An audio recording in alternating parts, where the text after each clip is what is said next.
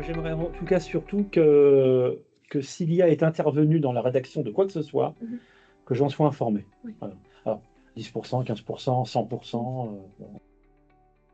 Après, moi, je vois l'IA plus comme une assistance, en fait, pas pour un remplacement, je veux dire, de quoi que ce soit.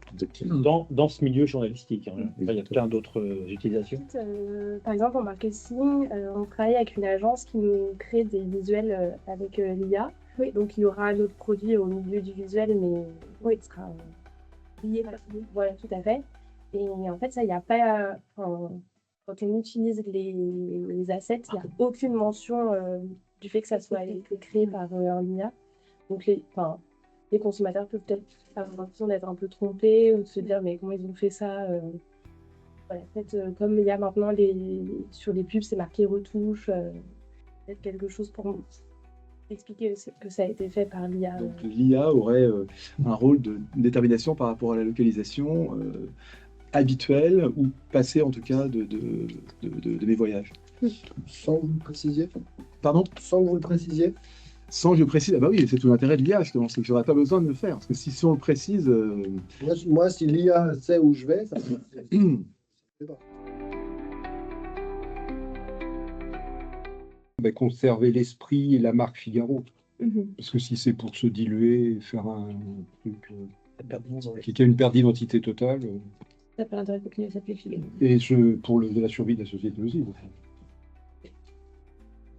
J'avais mis aussi d'où viennent les bases de données, parce qu'effectivement, on peut utiliser les bases de données de ChatGPT, etc., etc. Mais est-ce que le Figaro veut faire une base de données interne, justement, pour contrôler ces données? Dans ce cas-là, comment elles sont alimentées, etc.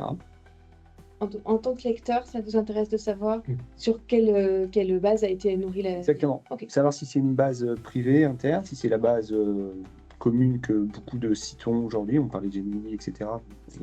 Beaucoup sont communes. Mais si c'est une base qui est commune, ça veut dire qu'il peut aussi y avoir des dérives, et c'est ça que j'avais mis aussi sur un de mes post-it. Attention donc à limiter les dérives. On a vu que voilà, on peut faire dire au bout d'un moment n'importe quoi à l'IA si on l'entraîne bien. Donc il faut faire attention à comment on utilise l'IA. Le résumé d'un article, tout dépend de la qualité du journalisme, mais la manière dont il l'a conçu, c'est quand même lui dégrader son article, de lui dire je vais te faire une synthèse de ton article. Mais au moins ça peut l'attirer. Oui, ça doit être un teasing. Mais j'ai mis aussi que ça ne doit pas ralentir le site.